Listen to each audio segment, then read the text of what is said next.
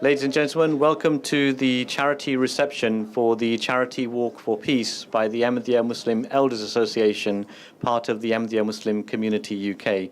We thank you for joining us today in the House of Lords. We will start the formal programme with the recitation of the Holy Quran, and I would like to invite Mr. Rana Wadood to please recite the Holy Quran. Thank you.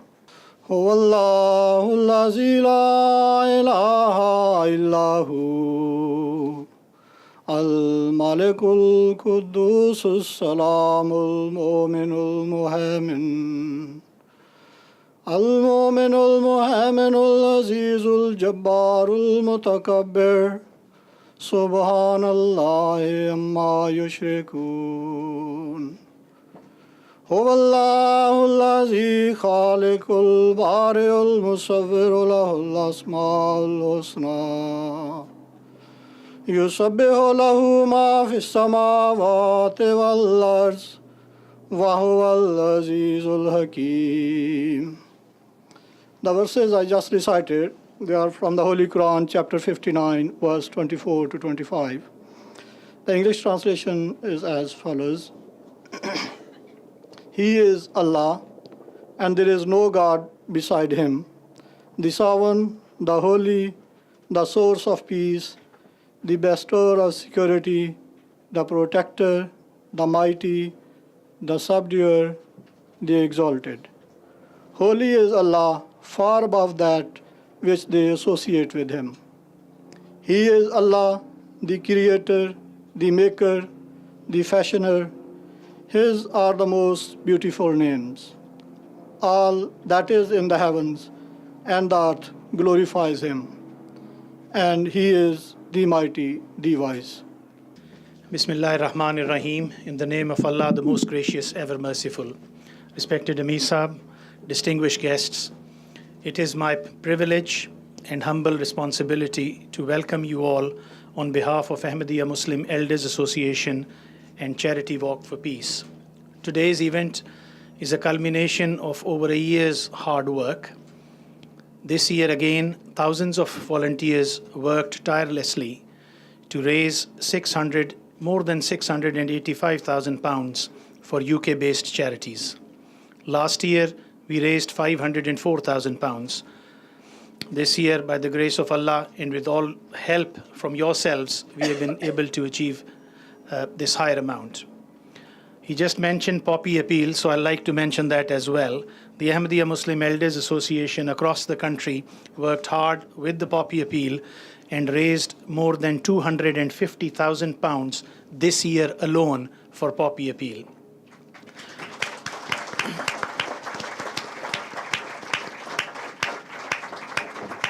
This year's walk is supporting 114 UK-based charities. Some of the checks will be distributed here today, some have already been distributed, and some will continue to be distributed in the local areas. We normally hold one national walk, and apart from that, we also hold regional walks. This year, we have held regional walks in Scotland, Northwest, in Surrey, in London in 3 areas, and that has also helped raise awareness of the good work that all our charity partners do locally. So I'm very grateful to all our charity partners, some of whom are sitting here today as well, for the wonderful work they do, and I hope that you will join me in giving them a big hand.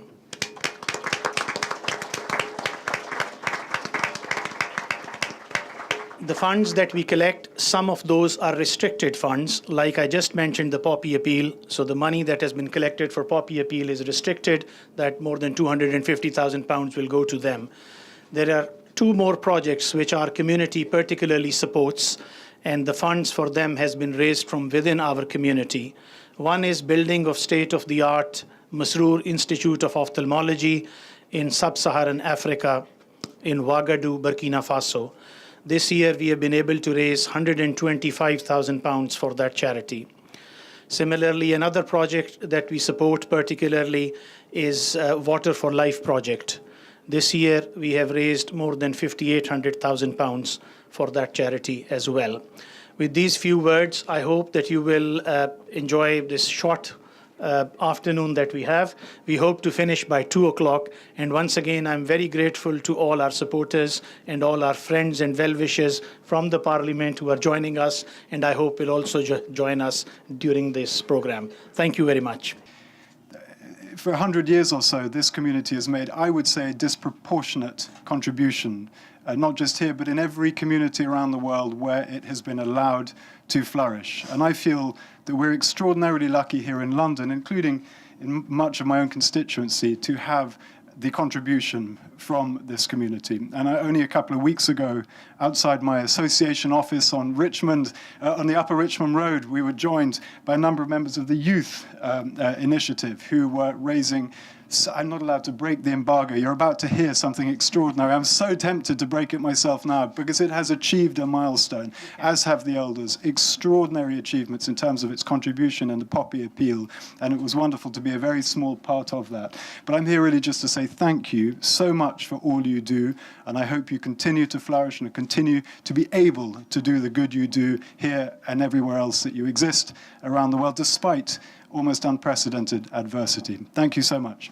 Good afternoon, everybody. I am sure everybody here is thrilled to be here to receive their cheque for your organisations. And I just want to start by saying thank you for all that you do in your communities and on behalf of your communities, because without you, the walk would be pointless. So thank you just so much for everything that you do. These are really, really difficult times for local voluntary groups and local charities. Councils have faced really significant cuts. So it's absolutely more important than ever that the great work that the Ahmadiyyan community do to raise funds is successful. And what a staggering sum of money for the Ahmadiyyan Muslim Elders Association to raise. Absolutely fantastic. And the fact that your generosity is so great that you give it to other UK-based charities, because I am sure there must be many demands in your own community that you could actually raise the money for. So thank you so much on behalf of all the groups here. I understand there are 250 charities who are going to benefit. And as has been mentioned so far, the poppy appeal. Can I just say, as the president of the Mitcham branch of the Royal British Legion, the idea that you got between 2,500 and 3,000 volunteers out there with the tins collecting money on behalf of the appeal, and that you raised £250,000 is truly amazing. Thank you for your work in all that you do within your community and without your community. I'm absolutely delighted to be the chair of the Ahmadiyyan Muslim Community All-Party Parliamentary Group, and all our members stand by you in the problems that you face, and thank you for all you do. Thank you so much, ladies and gentlemen. I must say I haven't come with anything prepared. I was nipping in before a front bench meeting in the Lords, but it is a great pleasure to be here and offer support. We support this across the parliamentary divide. This is something that is crucially important. So to thank the Ahmadiyya Muslim elders, first of all, for all they do on a broader front, and I've visited the Southfield mosques, of course, and seen what exactly the community does offer, and I think the love for all, hatred for none really does sum up what you're about, and we're all very grateful for the efforts you make in relation to interfaith activity and supporting this, as I say, across the political divide, because it's something that unites us all. We all have this in common. It's something that really does bring us together. But thank you particularly for the charitable work you do. At this time of year, we obviously focus much more than perhaps at other times of year on charity, and I'm very conscious of the great work that you do. So welcome to the Houses of Parliament to see what we're up to, but thank you again from the bottom of my heart and from all parliamentarians for all the great work that you do. We all really do appreciate it. And please forgive me, I now have to rush off for a front bench meeting or I'll be in big trouble. Thanks a lot. Thank you very much. Assalamu alaikum. It's a pleasure to see everyone here this afternoon. I'm well aware of the fabulous charitable work and contribution to our communities that my Ahmadiyya friends and sisters and brothers have made over the years that I've been a Member of Parliament in Greater Manchester. I particularly know and have seen charities in my northwest region benefit from your amazing charity walk and the astounding amount of money that you've raised from that year in, year out. And I've seen the most fabulous community programmes that you have run, planting trees in my community, working with young people, and so on. I want, though, to mention two other very special things that I have seen you doing in my region, in Manchester, in recent months. And the first is to pay tribute to the ladies of your community who have been supporting our local refuges for women fleeing domestic harm and violence. And it is so good to see your ladies making that special contribution and offering that special support to their sisters across all faiths and all communities in the Northwest. And I also want to say a very special thank you to you for your support and solidarity after the terrible terrorist attack at Manchester Arena earlier this year. The mosque in Manchester was opened to faith leaders from right across Greater Manchester, along with community leaders and politicians. And I was delighted to join you there to stand as we do in solidarity, one with another, against hatred. As you say, love for all, hatred for none. And I was proud to be there with you in the aftermath of that terrible attack to show that we stand together against terrorism and hate. East Hampshire is a very small rural area down in the south of England, and this was the first event that we held alongside the Ahmadiyya Association. And there was just so much hard work, and I have to say, I can't believe how organised you all are. It was amazing when we were planning what we were going to do, and all the plans and everything else came out, and it was just great to see how organised everything was going to be. So our first walk was very, very small scale. We did a very small village called Bentley to Alice Holt Forest, and I didn't actually do the walk because I'd already planned my holiday. So I did my walk somewhere sunnier, which was in Sicily, but next year it's well and truly in my diary, so I will be there doing the walk with everybody else. So we actually raised an amazing 7,600 for our very first event, which I think was just a fantastic effort. As I say, we are a rural district, and it was just really getting the word out there to know exactly where we were going to go for the years to follow, to see whether it would really work. As everybody said, it's such a worthy thing to do. We're working in partnership, and so many charities in East Hampshire will be so thankful that this is actually happening. So I certainly welcome and support it. So what's next year going to offer? Next year we're working bigger and better.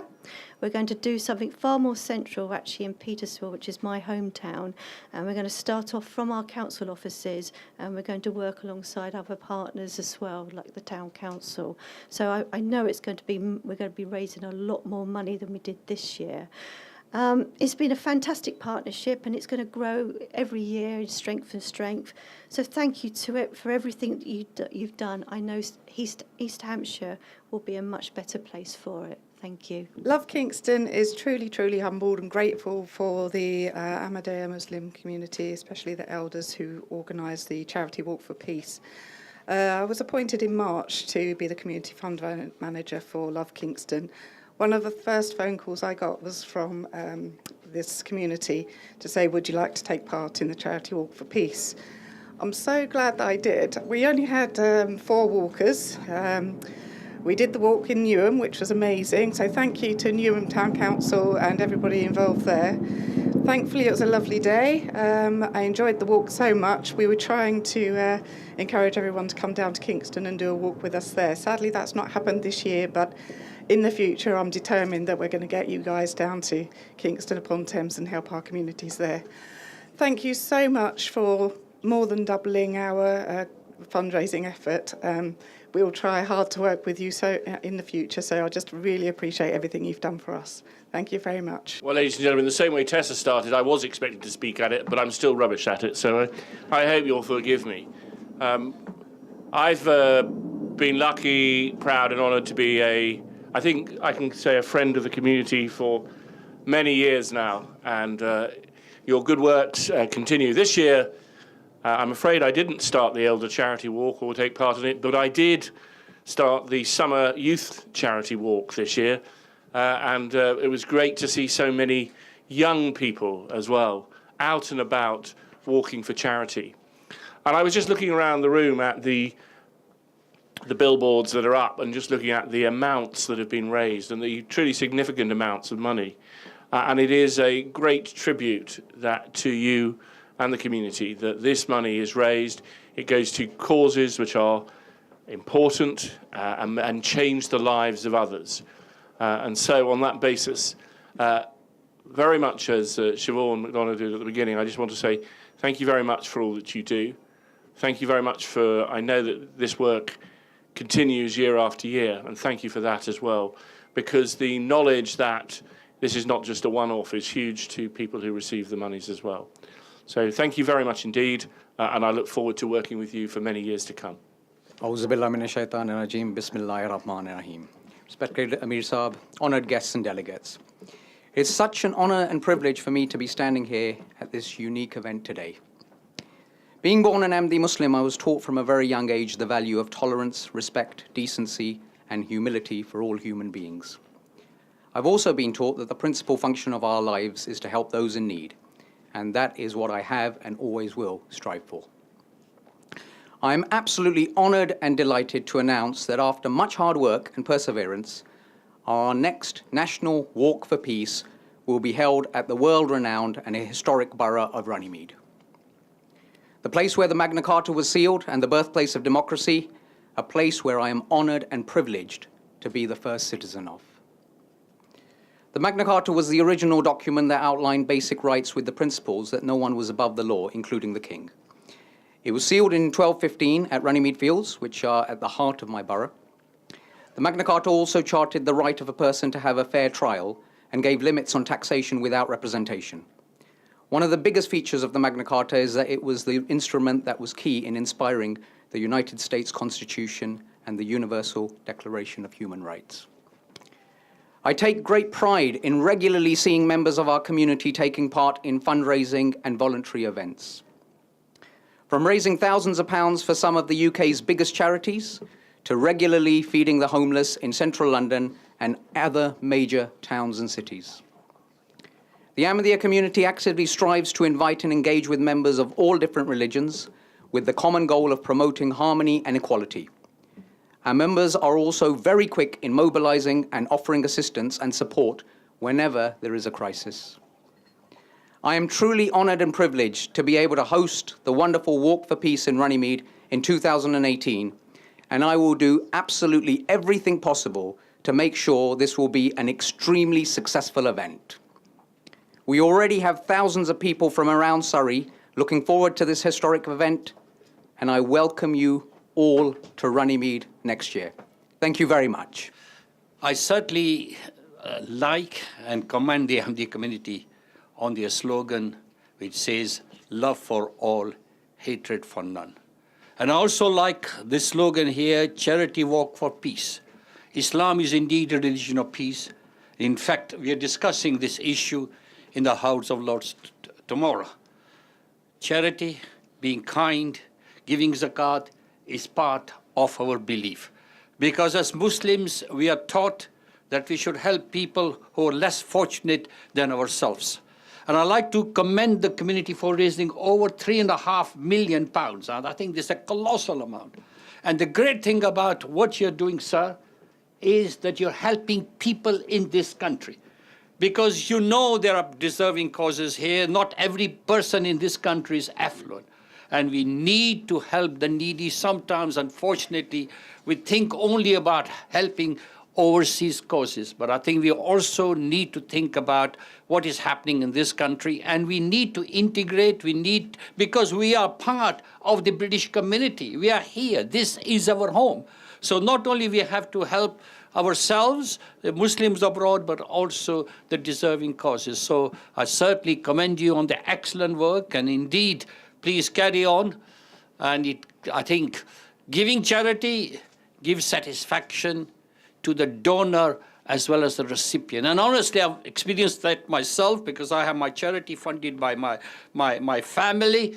And have you seen the look of somebody you help? You only have to look at their face and that gives you satisfaction. So indeed, we are here to help the humanitarian cause, and I'd certainly like to commend the community on the excellence of what they have achieved, and the excellence also on their belief in saying that we should live peacefully in this country, and that is very, very important. Thank you very much indeed. Good afternoon, ladies and gentlemen. Well, as speakers before me have said, I'd like to say thank you for inviting us here today, and thank you for the support that you've shown to the Royal Air Forces Association. We support the whole RAF family, so we look at people who are currently serving, we look at cadets, we also look at our veterans, so we're helping people from the whole spectrum of life. And all the monies that we raise go to help that cause, so we can help them with that can be just going to see someone to break the cycle of loneliness that they may have, or it can be then to give them a grant to help them with some real problems they may have in their lives as well. So the help that you provide to us is greatly appreciated and will go a long way to helping all those people who've given service to their country as well. So thank you very much for everything. Thank you. Thank you very much. I apologise I've been a bit late because I've just been at an event to celebrate human rights defenders worldwide. And the human rights of the Ahmadi community worldwide, as you know, are often a very difficult situation because your communities are discriminated against and people suffer greatly because of their religion and their faith in many different places.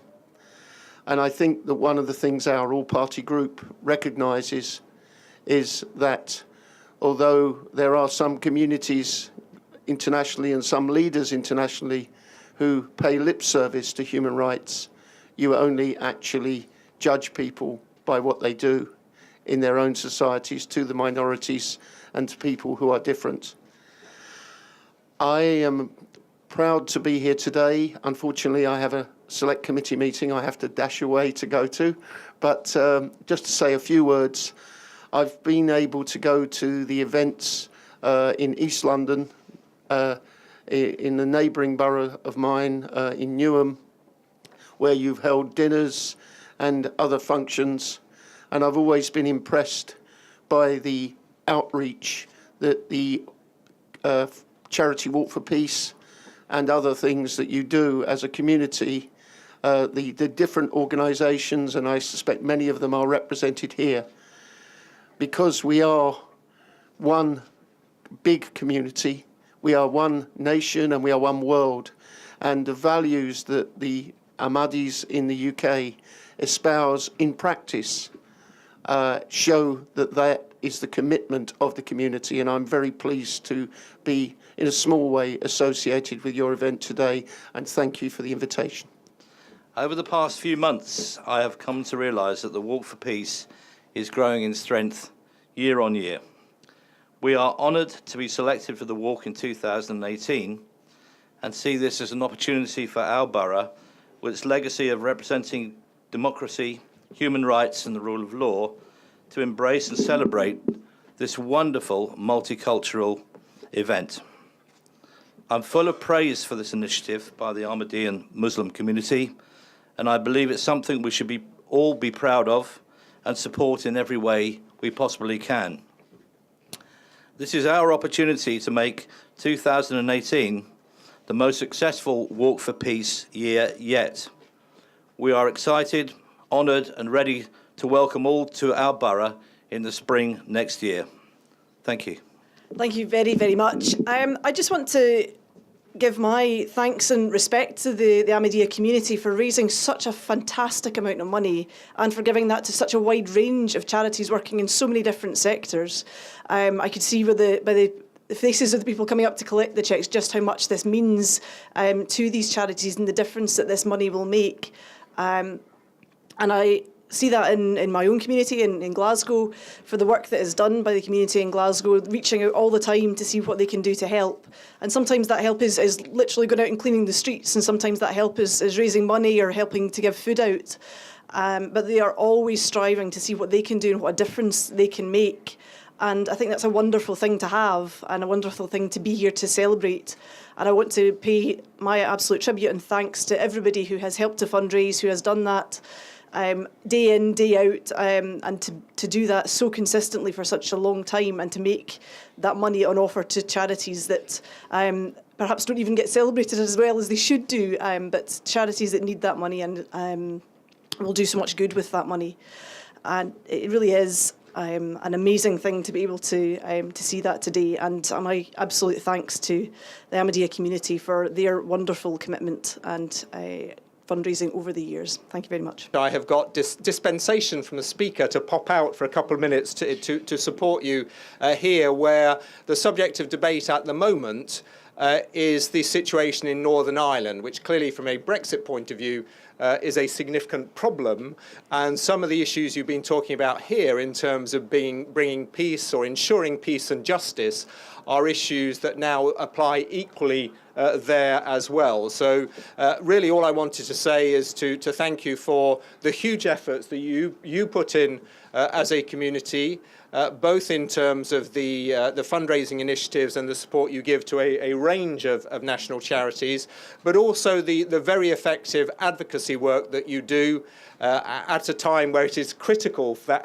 advocacy work to take place in relation to your faith and the values and principles that you hold, and the importance at this moment in time, this moment in history, of broadcasting that loud and clear for all to understand. And I will certainly do everything I can to support you in that respect. So thank you, and it's a great pleasure to see so many people here today. Thank you. I have the privilege of presenting I know we've presented a number of cheques at the back earlier on today, and I would humbly request that those charities which are still due to collect their cheques, if they could do that after this session. Thank you.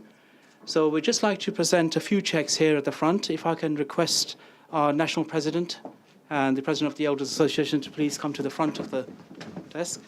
The first charity, if I could have the representative for Age UK, Waltham Forest, to please come and collect their cheque for £3,573, 7 pence.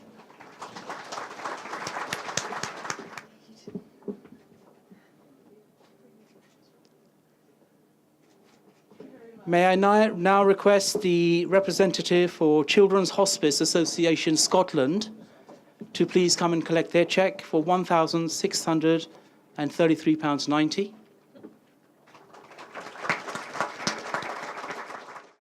Can we ask the representative from Lola's Homeless to please come and collect a cheque for £6,174.09. I now request the representative from the Honeypot Children's Society to please come and collect a cheque for £6,572.78. The next charity is the Samaritans of Redbridge. Please, could you come and collect a cheque for £3,053.79. The Refugee Action for Kingston, if they could come up and collect their cheque for £3,446.25. The next charity is Humanity First. If I could ask the Sideen Sahib to please come and collect a cheque for £18,170. Homestart Butser and Homestart Waywater, if they could please both come up and collect their cheque for £2,000 each.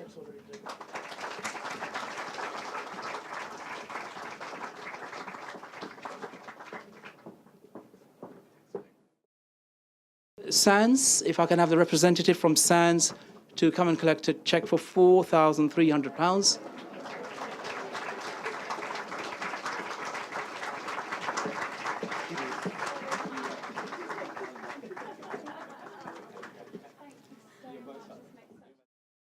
The next cheque is for the Metropolitan Police. I'm sorry, I don't have the name here, and that's a cheque for £500.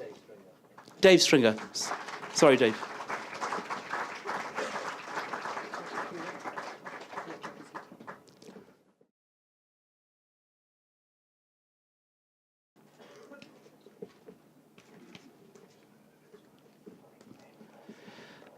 Now, moving on to the Poppy appeal. Today, we're just donating the balance of £121,694.37.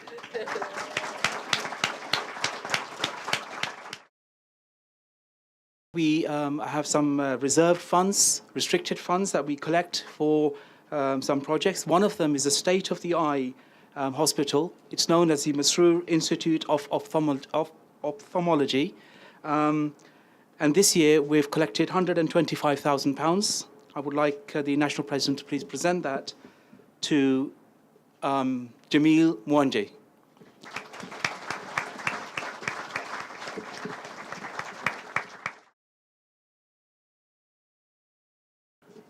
Another wonderful project is the Water for Life project that we work alongside with a number of our members, and we have raised £52,765.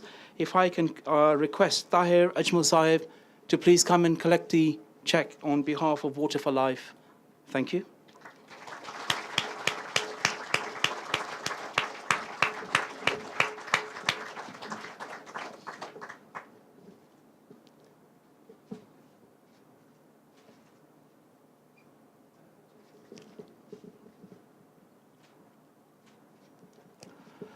Sorry, Farid Sahib, I said two, but there's one more, last one. It's to the Lunch Bowl Network. Heidi Gomes, if you can please come and collect a cheque for £4,000.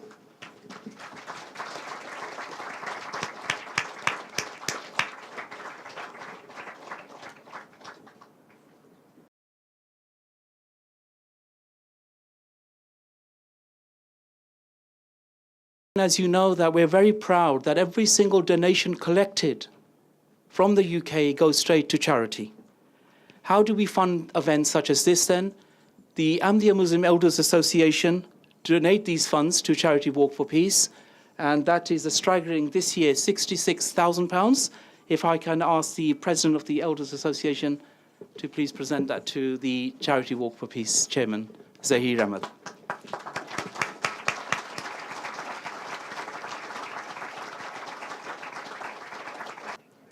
Thank you very much. Bismillahirrahmanirrahim. Respected parliamentarians and all the participants, Assalamu alaikum wa rahmatullahi wa barakatuhu. May pleasing blessings of Allah be upon you all.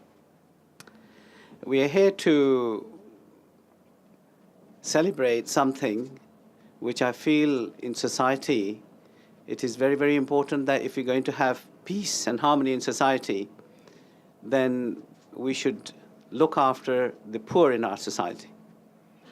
Because if we don't look after those who are in need of help, then there's an imbalance in society which creates tension in the society at large. And therefore, I'm very proud that our Elders Association have raised several hundreds of thousands of pounds for deserving cases in Britain. And a lot of people will be benefiting from the efforts that they have made. But I also like to congratulate all the charities who are here, because they too make huge amount of effort to try and make sure that they too raise funds, and some people give freely of themselves to try and help those people in our society who need our help. So this is today we are celebrating both the efforts of the Elders Association and also the efforts made by the charities who throughout their lives work very diligently in trying to help those who need help in our society. Now, the question that I wanted to discuss today is that in this society, we find that there is a lot of tension. We find that at this moment in time, there is tension based on faith. And particularly at this moment in time, Islam has a very bad name in certainly the Western world. We have Islamophobia. So what is it? And what are the reasons why we have reached this stage? going back a few years, when the Cold War finished, we were going through a period where we thought that we were going to have peace in our society. And everyone was celebrating that we were going into a world which was going to be a peaceful world. And then the sad events of 9/11 changed all that. And after 9/11, we saw that people in the West started questioning Islam, which previously was just another world faith that lived in peaceful coexistence with everyone. So what was it that has led to this event in 9/11? And people started questioning whether there was something wrong with the Islamic faith itself. But what people failed to understand, and lots of people came to me as well to find out what is it about Islam that has led to this.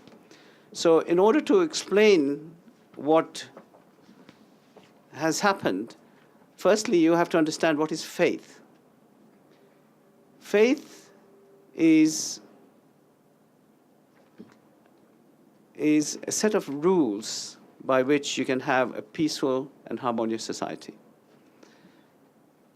Faith is where it defines the relationship between husband and wife, between society, and at every level, it defines the relationship by which you can have a peaceful society. And then the second part of faith is your relationship with your Creator. And if we all believe in the same God, it is not possible that God gave a separate message to Prophet Moses, a separate message to Prophet Jesus, and a separate message to Prophet Muhammad, peace be in all of them. The fundamental message is exactly the same, how you can have a peaceful and harmonious society. So if that is the case, and we believe that the Holy Quran was the last word of God to mankind, how is it possible that Islam cannot be fit for the 21st century? And perhaps Islam gives a message which is not relevant to the modern society that we live in. The fact of the matter is, the word Islam in itself means peace, as you heard Lord Cheque say earlier. And the whole basis upon which the tenets of Islam teach us is how we can achieve that peace in society. So why is it that we do not have peace in the world at this moment in time, particularly in the Muslim world? The reason for that is that when you move away from the Prophet, given time, the teaching gets corrupted. And unfortunately, we find that even Islam, in some of the Muslim countries, we see that the teaching has been corrupted. And sometimes you hear in Saudi Arabia, for instance, that women are not given rights, that women until recently could not drive cars, they had to be chaperoned wherever they had to go. This is nothing to do with the faith itself. This is local customs and local traditions that have been corrupted in the name of Islam. But if you look at the pure teaching of Islam, it gave rights to women 1400 years ago, that women in the West only enjoyed recently. 1400 years ago, Islam gave rights women to own property, to be able to full rights of education. They were allowed to divorce. And in the West, until recently, if you look into history, you find that women used to be part of the estate of the man. So 1400 years ago, Islam gave those rights that only enjoyed recently in the West. Then we look at freedom of other faiths. Well, I'll read a little bit from historian S.P. Scott, who says, if the object of religion be to inculcation of morals and diminution of evil, the promotion of human happiness, the expansion of human intellect, and if the performance of good works will avail the great day when mankind shall be summoned to its final reckoning, it is neither irrelevant nor unreasonable to admit that Muhammad was indeed the apostle of God. One of the many reasons why the Holy Prophet, peace and blessings be upon him, was such a celebrated figure in history is largely because he was responsible for various treaties and constitutions that established peaceful cohesion between tribes and the people of Arabia of the time. Islam guaranteed full rights to non-Muslim population and granted full civic rights throughout the blessed scriptures, through the blessed scriptures of the Holy Quran. The most significant that comes to mind is, of course, the Constitution of Medina. Following his migration from Mecca to Medina, the Holy Prophet gained great political influence, and so with this influence, he constructed the Constitution of Medina. This essentially created the blueprint of granting religious freedom to all those living in Medina. Christian, Jewish minorities groups were granted rights through pledges, documents, and mutual agreements in order to create a healthy atmosphere for the growth and development of both spiritual and material growth of all different groups living in the Islamic rule. The first article of this Constitution establishes the concept of one nation. People of all faiths, Muslim, Christian, and Jews, were all protected citizens of Medina, irrespective of their beliefs, race, or descent. They were free to practice their faiths as they wished, and tribal feuding was brought to an end as Arab tribes were brought under one system of governance. So you can see 1400 years ago, there were treaties that gave full rights to people of all faiths. But what we find, unfortunately, now, even in the Muslim world, that freedom has been taken away. And it is that injustice that has created the conflict that we are seeing today. But talking about justice, if we're going to have peace in this world, then we have to have justice at every level. You know, when we make decisions in the United Nations, if the decisions are not based on justice, then you will never be able to achieve peace. So my request to our political leaders that we have with us, and I know that all of the politicians that we have here today, they fully endorse, and that is one of the reasons they're here today with us, this concept of peace based on justice.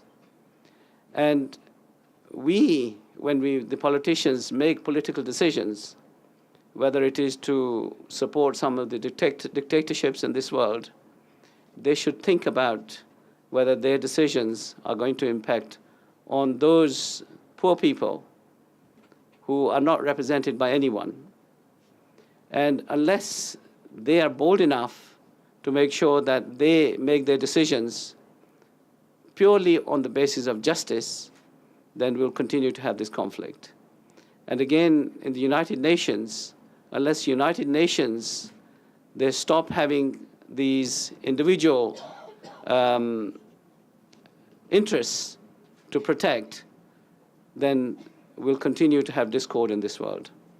So the Ahmadiyya community is trying its very best through peace conferences, through charity events, through various events where we can bring communities together to try and create some peace at the local level.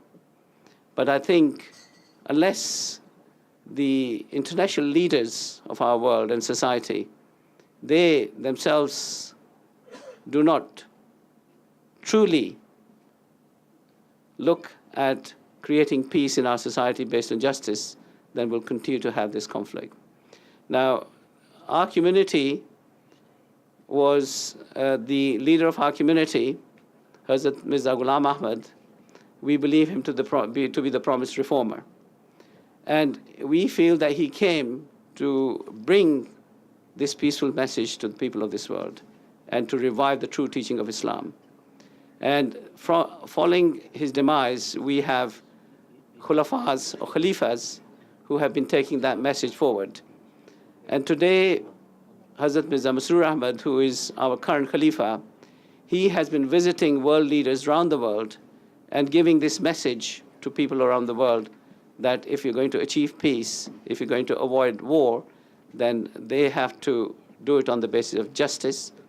And I hope and pray that we will be able to get this message to our leaders, and we can hope that our children who are going up in the current society, they will be able to see peace based on justice.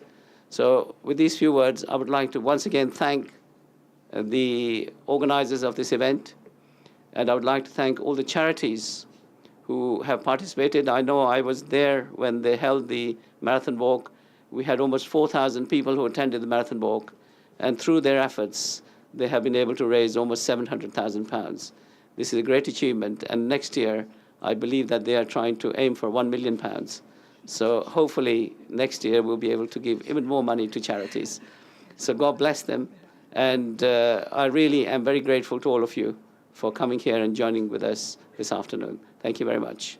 I'd just like to acknowledge the presence of Baroness Berridge earlier and Baroness Jolly and the Mayor of Merton and many others, but it's time is against us, so I'd now like to invite Mr. Rafiq Hayat to close the formal proceedings with silent prayer. Will you join me in silent prayer, please?